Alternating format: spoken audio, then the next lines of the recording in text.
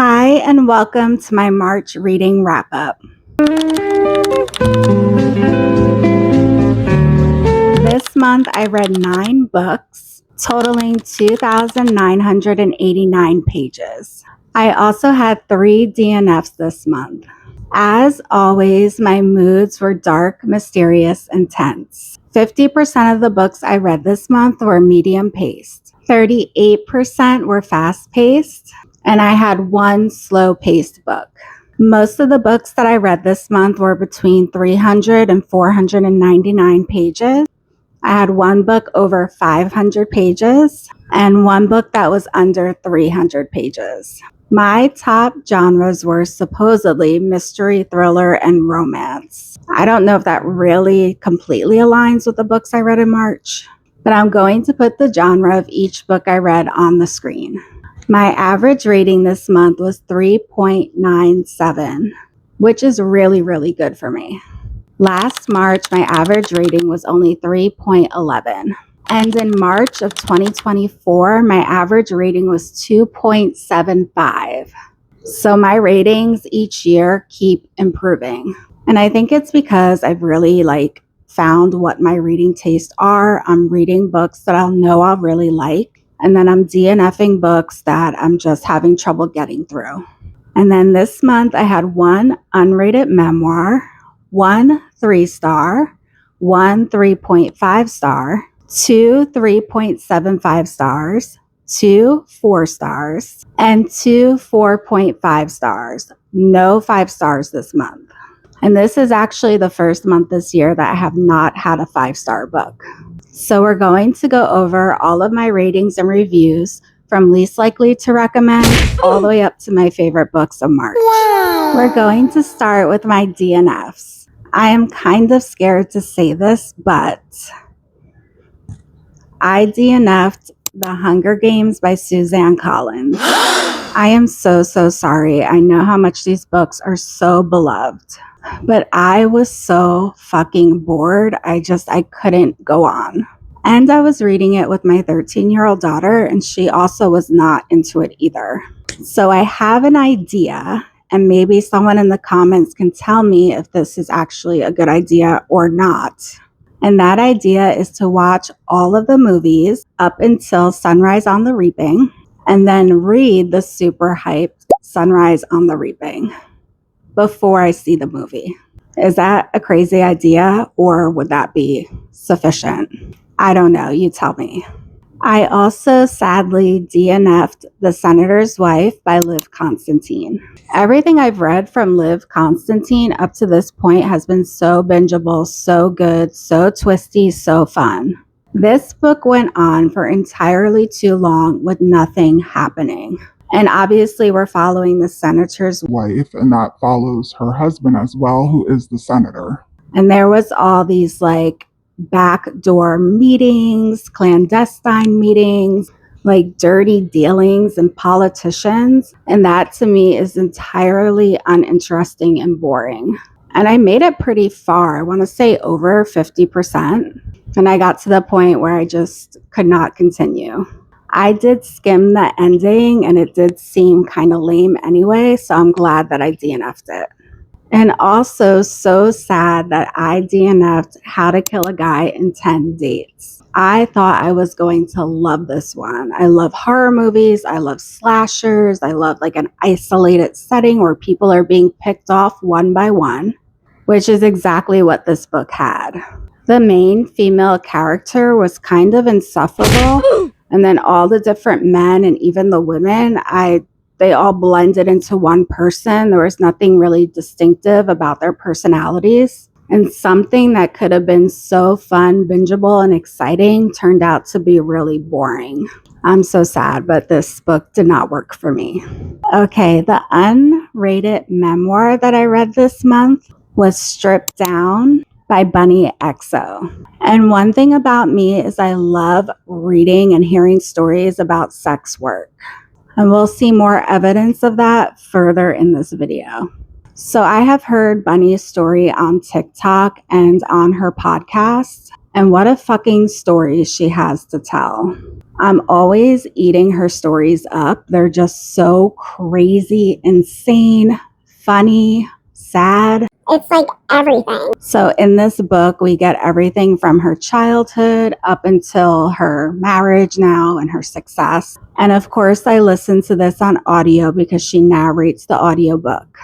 And she was just so funny and real and raw. The things that have happened to her, my jaw was on the floor so many times. I don't know what it is about like sex work, sugar babies, OnlyFans, like all those types of stories are just so entertaining, interesting, and fascinating to me. I mean, some of these stories are just wild. And I think she did an excellent job with this memoir. There were so many like heartfelt moments, and I felt really, really sad for her.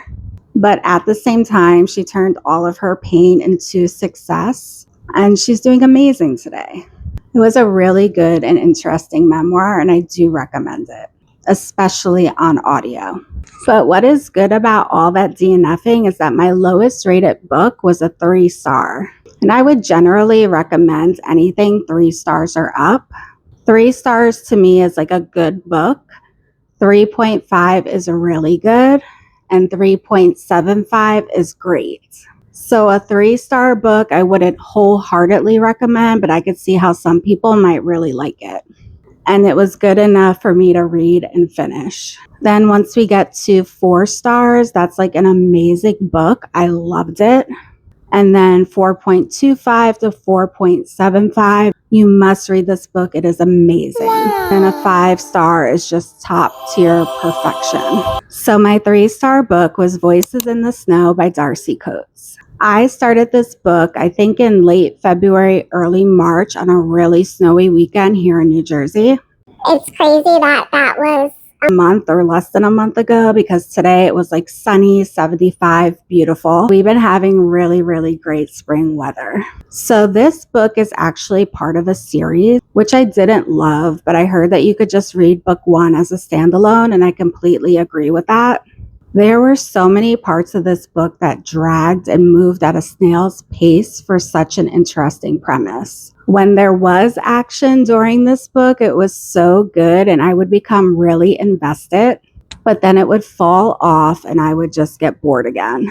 So since those really good parts were few and far between, this just made this an average thriller for me. And I think it's actually classified as horror thriller. We're following a woman named Claire. She's driving through a blizzard. She gets to this part where she's driving through a forest. She sees a couple of abandoned cars on the side of the road, like doors open. She peeks, she doesn't see anybody. And then after that, she remembers nothing. She wakes up in a strange house with a strange man standing nearby. With her heart in her throat, Claire is trying to plan in her mind some kind of escape. She tries to move and she's like, fuck, I am injured. What the fuck happened to me? She finds out that the man is named Doran, and they are all alone in his family's sprawling manor. And it's very isolated and in the middle of the woods. He claims that he found her unconscious in her car after she seemingly crashed it. So then he rescued her and brought her to his home. Claire is very wary of the stranger and she is eager to get back to her car because she has a radio that she uses to communicate with her sister because they live in a very rural area. They don't really get like cell phone signal. But the weather is not letting up, even though it's entirely too soon in the season for this much snow. Something eerie and strange is going on in the world. They don't have access to the internet or a phone or TV, so they can't be 100% sure what is happening. But the weather is being crazy. There's like major blizzards, hail, everything you can think of, making it impossible for them to leave this manor. They are also running out of food. They need to start thinking creatively and working together to survive. Slowly, Claire and Doran start to trust each other. And then Claire keeps seeing things in the house that are not quite human. And every time that she sees them and she runs and tells Doran, he goes to investigate and the creature or whatever it is gone. So he thinks she's going a little crazy. And us as the reader, we're not sure if what she's seeing is real or not. I really did love this premise, and I adore a survival thriller, but the pacing here was off. I understand we only have 2 characters stuck in one location, so it's not going to be nonstop action. I did thoroughly enjoy the moments when there was creepy, suspenseful, what the fuck is happening kind of shit going on. I needed a bit more than what we got to really love this book. It is good and very atmospheric for a dark, cold, and snowy day. I wouldn't not recommend it for the winter vibes in that season. If you've read the next book in this series or the entire series, let me know if the pacing picks up and if it's worth reading. Next was one of my most disappointing reads of March. And it's not that I didn't like it. I did rate this 3.5 stars. It was just so fucking hyped. I was so excited. I expected to be flying through this crazy twist, what the fuck is happening moments. So if you're getting that impression of this book, just lower your expectations. and that book is It's Not Her by Mary Kubica. This read like so many other thriller books I've read before. There's a pretty typical setup, and it moved at a much slower pace than I expected. I think this book would have benefited from a bunch of shorter chapters and then maybe keeping a few long. Because when you get to an end of a chapter and you see the next chapter is 20 pages, that's a surefire way for me to put the book down. And that's why I always post what the chapter lengths are in my reviews, because I think for a lot of us, it does make a difference. I don't know, it's probably psychological, but for whatever reason, I can read 100 pages if it's broken up into 50 chapters. But if it's 100 pages broken up into 4 or 5 chapters, it will take me forever. They should do a study on it or something. The story overall did end up being really good. And the ending, I did not expect at all. That last chapter, maybe it was the epilogue, was so ridiculous though. I was kind of rolling my eyes at that. In this book, we're following an extended family on their summer vacation at a lake in the woods of northern Wisconsin. Courtney, her husband Elliot, and their 10-year-old daughter Cass are staying in one cabin. Courtney's brother Nolan, his wife Emily, their 2 teenage kids, Wyatt and Reese, and their younger daughter May are staying in another cabin. Chapter 1 opens right away, right in the action. We have Nolan and Emily's daughter May sleeping at Courtney's cabin. When May goes home in the morning, she comes running back screaming and hysterical. So Courtney goes to her brother and sister-in-law's cabin to see what is going on. Nothing could prepare Courtney for what she finds in that cabin. Her brother and sister-in-law Emily have been brutally murdered, beaten and bloody in separate parts of the cabin. And her teenage niece is also missing. Wyatt, the son, slept through the whole ordeal. We get 2 alternating point of views in this story. Courtney's from after the murders and disappearance, and Reese, the missing girl's point of view from before the night of the murders. The police are looking at everyone in the family, and they kind of have suspicions about Reese since she is missing. Could Reese have possibly killed her parents and then fled? Courtney is absolutely not. My niece would never do that. Except for the night before, Courtney heard her niece tell Emily, her mom, that she hates her and wishes she was dead. Then Courtney's husband Elliot is acting strange. He got up really early to go on a fishing trip, and he is being really sus about his whereabouts, when he left to go fishing, whether or not he caught a fish. Courtney sees blood on his sneakers. Things just don't feel right, and Courtney is wondering if Elliot could have had something to do with the murders. In Reese's point of view from before the murders, we learn that she's a really troubled 17-year-old girl. She doesn't have a boyfriend or any friends. She hates her mom. Her parents are constantly fighting. And her brother Wyatt is a complete asshole. And her little sister May is really young, so she is just extremely annoying. Reese ends up meeting a boy that works at the resort. His name is Daniel. Reese is so starved for attention that she ignores a lot of Daniel's red flags. But Reese sneaks out of the cabin nightly to go and meet up with Daniel. Anyone that knows Daniel will tell you that he's bad news. Did Daniel have something to do with the murders and or Reese's disappearance? We build up suspense in both point of views and accumulate so many suspects. I thought I had it figured out so many times. I really like the device of Courtney finding out something in present day and making assumptions about what she's found. And then we go back to Reese's point of view in the past and find out it's something completely different than what Courtney thought. It is a very good mystery, and ultimately I had a really good time reading it. It just didn't blow me away, and it won't be one of my favorites of the year. I would recommend it, especially because so many readers are absolutely loving this book.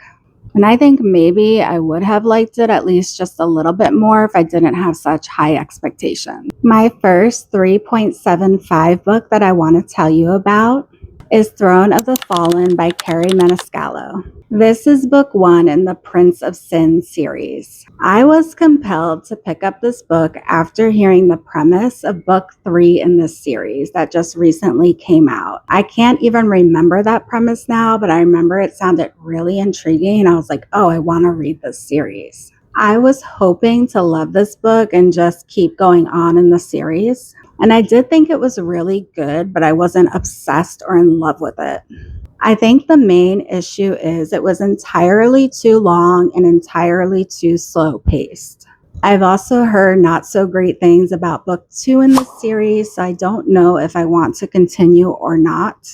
Let me know if you have any thoughts. Each book in this series follows a different prince of hell, all based on the 7 deadly sins. Throne of the Fallen is Prince Envy's book. Prince Envy is competing in a dangerous and deadly game that's run by the King of Fays in the underworld.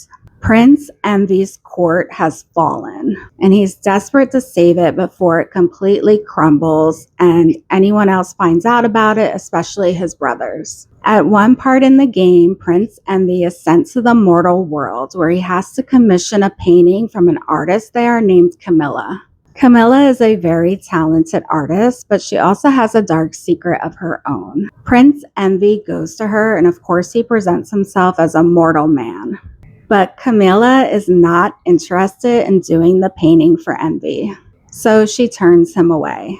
Now, Prince Envy must get her to do this painting or he will be eliminated from the game, meaning his court would completely crumble and he would probably lose his life/immortality. So the prince settles in this town, starts living there, and he is determined to win Camilla over.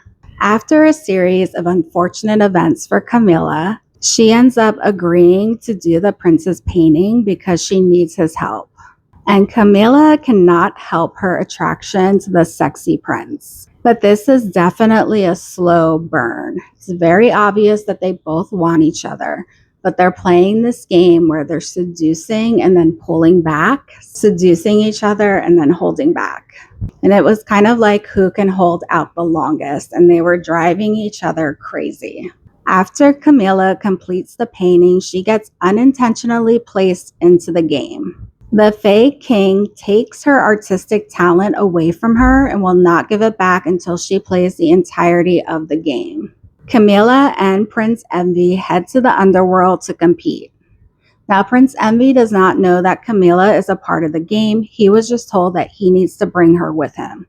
So they are in the underworld together, looking for clues, traipsing around, falling into perilous situations together, and perhaps falling for each other. But there are so many secrets between these two that you could feel the eventual fallout coming like a fast-moving train. This was a great enemies-ish to lovers slow burn romantasy. There were so many scenes and snippets that were so incredibly fun. The character arcs, especially Prince Envy's, was done so well. And there were some really good twists in here too. Again, we're back to pacing. I think most romantasy books are on the longer side, but I need to be invested and interested at least most of the time to completely love a book. It took me so long to finish this book. I think I was reading it for over a month. I swear, if this book was like 350 pages, the action would have been so nonstop and it would have packed so much more of a punch. And I think in that case, I would have devoured it. I'm just entering my fantasy era, so only time will tell whether or not I'm able to ever fly through like a 500 plus page fantasy book. So for right now, I'm putting this series on hold. This is an interconnected standalone series, so I think if I really wanted to read book 3, which is what I was interested in the first place, I could technically do that. I don't know. If you've read the series, let me know what you think. Next, we're going to talk about the short story series written by Alice Hoffman, and they are available for free if you have Amazon Prime. It's like one of those Amazon original stories. I don't know if you've heard of them or not. Amazon ends up making these collections based on some sort of theme, but this collection is its own 4-book series. I did reread the first book in this series, but I didn't count it as a book this month because it was a reread. And it's like really super short. These books are only like 50 to 60 pages. And then book 2 was a new read for me. So book 1 is The Bookstore Sisters, and I rated that 4 stars. Book 2 is The Bookstore Wedding, and I rated that 3.75 stars. These are really well written, very sweet, and also really sad. And it follows, of course, 2 sisters. Isabel and her sister Sophie grew up on this island off the coast of Maine. As soon as Isabel was able to, she ran from this island and went to go move to New York City. Both of their parents had died, and their dad left them a bookstore that is completely failing. But Sophie, on the other hand, chose to stay on the island. The sisters became estranged and they haven't talked in 10 years. When Isabel gets a note from the island asking her for help, she goes to her sister right away. This first story was so sweet, so engrossing, and you will fly through it in one sitting. It is also incredibly sad when Isabel finds that notebook that wrecked me. Then the second book, The Bookstore Wedding, continues the sisters' stories. And from the title, I think you can guess what may be happening in this book. I like this book a little bit less than the first. But again, it was so beautifully written. The story is really sweet. And also sad again.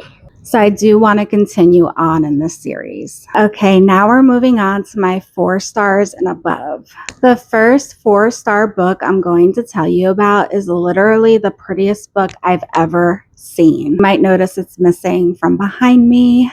And that book is The Elsewhere Express by Samantha Soto Yambao.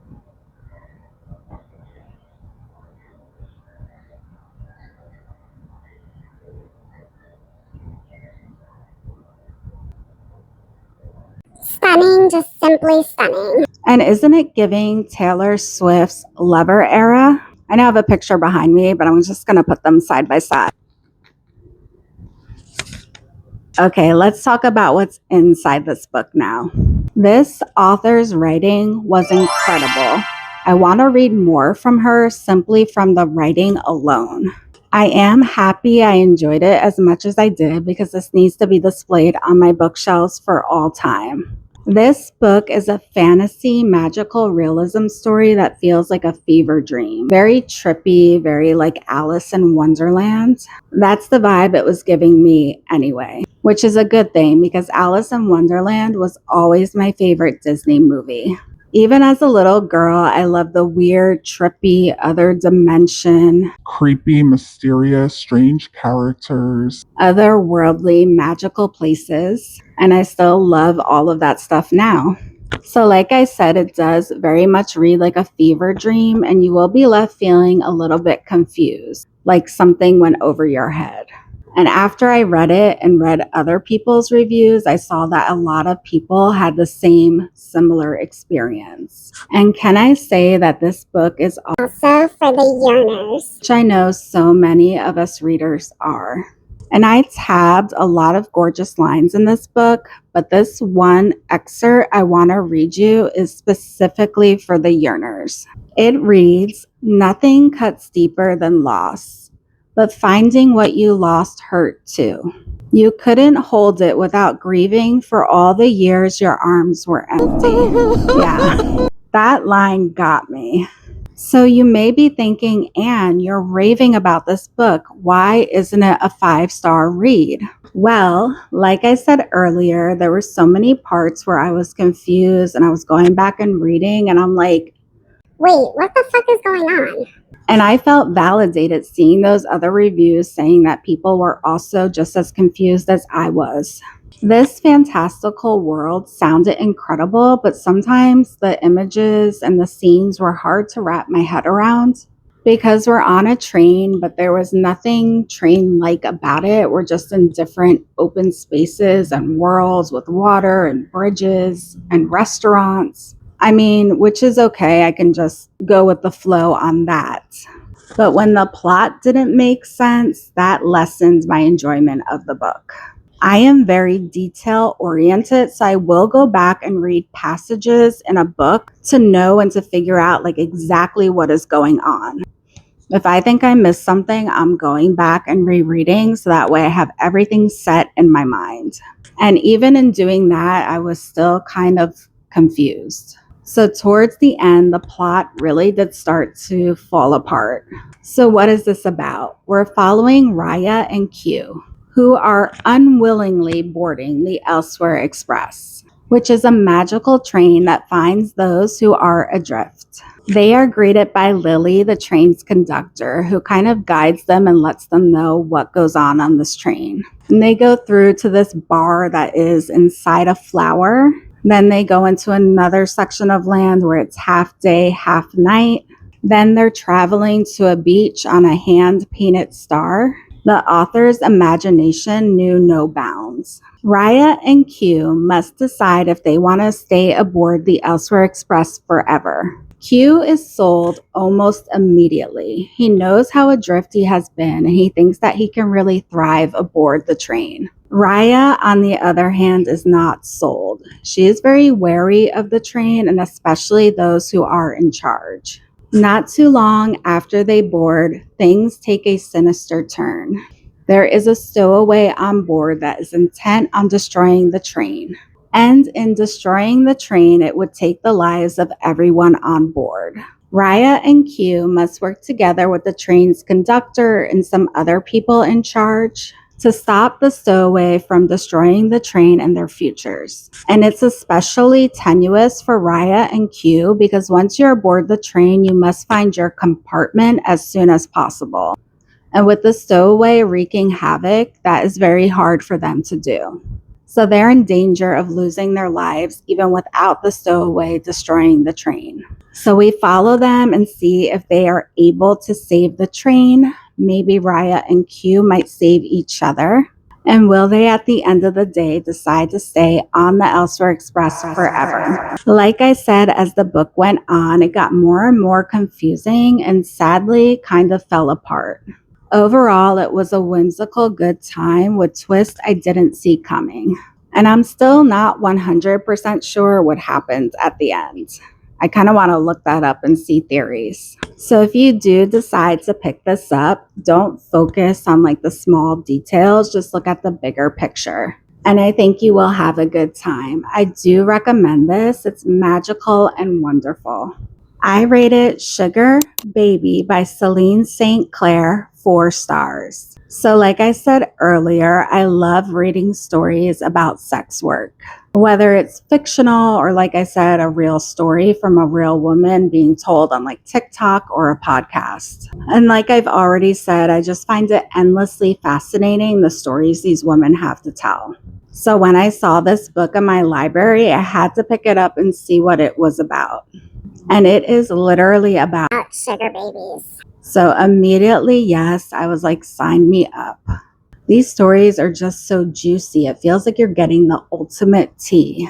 And I have yet to read a fictional story about sugar babies. And this story took me on an intense, wild, and emotional ride. We're following Agnes, who has a very strict and religious mother. I think religious and strict go hand in hand. But anyways, as young girls often do, Agnes rebels and she rejects her mother's expectations for her future. Agnes certainly has some religious trauma, and that trauma rears its ugly head throughout the book. Agnes has just turned 21, and as long as she's living under her mother's roof, she still has to follow her strict rules. Agnes also works with her mother, Constance, as a house cleaner. Agnes marvels at the rich people's homes, and she feels resentment for how seemingly easy it all feels for them. One of her clients' daughters, Emily, makes conversation with Agnes when she's working at her home one day. During their conversation, Emily nonchalantly says that she is a sugar baby, dating rich older men for money. She also gets to go on shopping sprees and go to extravagant lunches and dinners, and she gets an allowance from each sugar daddy. And the wheels start turning in Agnes's head. She's like, what the fuck? I'm here scrubbing people's floors for pennies when I could be making thousands by just sitting there and looking pretty. Emily tells Agnes that she would be a great sugar baby, and Emily offers to show her the ropes. But as we all know, the reality of sex work is not as glamorous as it seems to be, and certainly not as easy as Emily is making it sound. Agnes doesn't know it yet, but she's about to end up in all sorts of fucked up situations, but also finding herself along the way. Emily gets Agnes sugar baby ready, and she introduces her to one of her sugar daddies. And this is how Agnes gets her first client. Emily is cool. She says she doesn't mind with her seeing him too. And things with Matthew seem fun and easy at first. He's actually really nice. He's not bad looking. She's going to extravagant lunches, shopping sprees for Chanel bags, getting pretty clothing. But if Agnes thought all she needed to do was sit around and look pretty, She's about to discover how wrong she was. eventually it will be time for hotel rooms, weird fetishes, and a prayer that it won't last too long. Matthew does seem really nice, so Agnes is like, okay, I can sleep with this guy to get an allowance. Of course, things get messy and complicated. As time goes on and Agnes sleeps with more and more men for money, she starts dissociating and turning to drugs and alcohol to numb herself, all while holding back a barely contained Rage. Then Agnes meets a couple that wants to pay her to go to Miami with them. She agrees to go, and when she gets there, shit hits the motherfucking fan. Agnes learns some hard lessons the really hard way. Can she dig herself out of this life? And we also get to hear the other stories of other sugar babies that Agnes ends up living with. And each girl was also different, but their stories all had the same through line. This book was compelling, interesting, shocking, and messy as fuck, which are all things I love in my books. It was a roller coaster ride of heartwarming moments and deep despair and depression. It's a coming of age story and the likes of something you've never read before. The writing was also really incredible for a debut. I really felt for Agnes throughout the book, and I was rooting for her to have a happy ending. If you are at all curious, like me, about sex work and sugar babies, I think you might really find this story interesting. And I would think anyone could enjoy this story following Agnes as she finds her way in this world in unreal circumstances. I did love this. This was great. I had 2 4.5-star reads this month. I loved both of these so much. The first one is Killer Potential by Hannah Deach. This thriller is an underrated gem. I did have pretty low expectations based on its ratings, but the premise sounded perfect for me, so I picked it up at my library. I also found Sugar Baby at my library this month as well. Utilize your library, there are some gems there. So, this book follows two women who go on the run after being involved in a murder and maybe possibly develop a sapphic romance. Hello, say less. I was in. This thriller was so engrossing, so high stakes, so anxiety inducing, and I ate this up. Even though it did have close to criminally long chapters. This was just one of those really fun, you're on a crazy wild ride thriller books. We follow Evie, an SAT tutor, as she goes to one of her scheduled sessions with one of her clients. The teenage girl that she's tutoring is named Serena Victor. The Victor family is very rich and they live in an old, sprawling mansion in LA. The house even has an actual moat. When Evie gets there that day, she finds the front door open, which is really odd. So she steps inside and she's calling out hello to whomever may be in the house. There's no response. So she enters the house, she's looking around. She sees a suitcase by the open back door. So she proceeds to go into the backyard. And she is not prepared for what she finds in that backyard. She finds Mr. and Mrs. Victor murdered in a bloody scene. And the blood looks fresh and wet. Like, holy shit, is the killer still nearby? So Evie goes back running through the house to get to her car so she can call 911. But on her way, she hears a woman calling for help. The voice leads her to a door under the staircase. Evie finds a woman beaten and bruised and tied up in this tiny room. Evie unties the woman and they start running towards the front door. Then a very, very unfortunate series of events happens. And then there is a witness who sees the whole scene and assumes the worst. It doesn't look good for Evie. Evie is a broke tutor, and now she has this girl, Jay, her apparent accomplice, and they both know that they won't be believed. Everyone is going to draw the same conclusions. These two girls were angry, apparently holding a grudge against the rich family. Jay apparently really hurt by somebody in that family. They have killer potential. So they both are kind of panicking and running to the car, and they kind of both mutually agree to make a run for it. And Evie's thinking, okay, they'll run, they'll hide out until they find the actual killers. And then once they hear that the police have found the killer that killed Mr. and Mrs. Victor, they can go back. As more and more time passes, Evie and Jay are like the only suspects. And now the FBI is hunting them down. And since they went on the run, it's obvious to the police, the media, the public that these girls are guilty as sin. How can I be guilty as sin? Life on the run is not easy. Evie has no idea what she is doing. Jay is very helpful because she steals money for food, she steals cars to keep them on the move. But Jay is so traumatized from whatever happened to her in that house that she is not speaking. Obviously, Evie knows she can speak because she heard her cry for help. But Evie doesn't want to push Jay to talk about what happened to her. The state that Evie found Jay in was horrific. Obviously, Evie is thinking that Mr. Victor is responsible, but she doesn't know if Mrs. Victor or Serena were complicit. These girls run into so many harrowing, dangerous, violent, and tension-filled situations as they crisscross the country trying to decide where to hide out next. It was so suspenseful at times that my chest was clenched and my teeth were gritted. These two girls end up in the most horrific situations because they're squatting in people's vacation homes. They're dodging all these men. And of course, then they're getting violent against these two women. And unfortunately, the girls are racking up more and more crimes while they're on the run.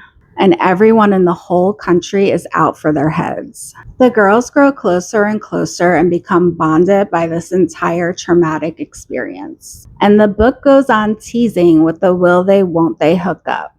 I love this pulse-pounding thriller so much, and I was rooting so hard for these girls. And the big twist floored me. I was like, wait, what? Oh my God. And the ending for me was very satisfying and it was actually pretty emotional. I was initially going to rate this like 4 to 4.25 stars, but the more I thought about it, I was like, this was so fucking incredible. It's a 4.5-star book. My only complaints were the chapters were like criminally long and some parts of the story dragged out just a little bit too much. I was impatient. I was like, come on, let's move on and get back to the action. And there were a few things that were just a little bit too unrealistic for my liking. So that's why it did not get a perfect 5-star. But I did love this so much and it's severely underrated. I definitely recommend picking this up. My very favorite book of March was The Exes by Leodora Darlington. Oh my fucking God. I love this book. This was definitely the highlight of my month. This is an incredible thriller. I was shook to my core by all the twists and turns that this book took. By page 250, there were so many shocking moments. I'm like, what the hell is she going to do with like the almost 200 pages that are left in this story? Well, she did the damn thing. She had more jaw-dropping and shocking twists in store. Although the chapters were long, this was so bingeable and I could not put it down. We are following Natalie, who is married to James. She does not want her relationship with James to end the way her last 3 relationships ended, in death. Yes, Natalie's last 3 relationships ended when the men died. So hearing that premise, I was like, oh, is our girl just murdering her boyfriends? We get deep into Natalie's life, all the way from early childhood to present day. It is a very character-driven story, but at the same time, it's also very plot-driven, which I think is a hard balance, and this author did it perfectly. You get to know Natalie so well, and you'll be rooting for her so hard, murderer or not. This book did give me Blood Sugar vibes, and that was like a female serial killer, character-driven story that I rated 5 stars this year. And then as far as the plot and the exes, there was so much happening. It was nonstop action and so many OMFGs and what the fuck moments. I was entertained the whole way through, and I cannot believe all of the twists and reveals that happened throughout this story. And not just twists that were like silly or for shock value. It was all relevant and made sense for the story, which I really appreciated and again is really hard to do. And this is a debut author. So we open this book with Natalie and James being married. This is her 4th relationship in her life. And at the start of this book, they are going through a very rough patch in their marriage. They are in a huge fight because the money that Natalie had been saving for IVF, James took all of it without her permission. Natalie is seeing red. She could kill him. How could he? How could he do this to her when he knows how badly she wants a baby?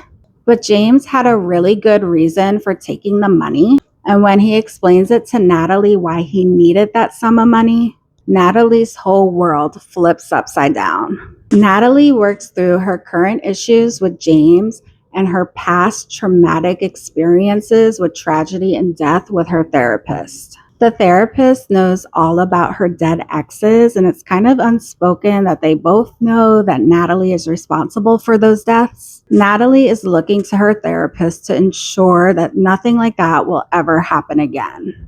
Her and her therapist do end up making a shocking breakthrough that changes everything. I was stunned. I know I keep saying it, but there was just so many parts of this book that shocked me. This author did such an amazing job at crafting a multi-layered, crazy, twisty as fuck thriller.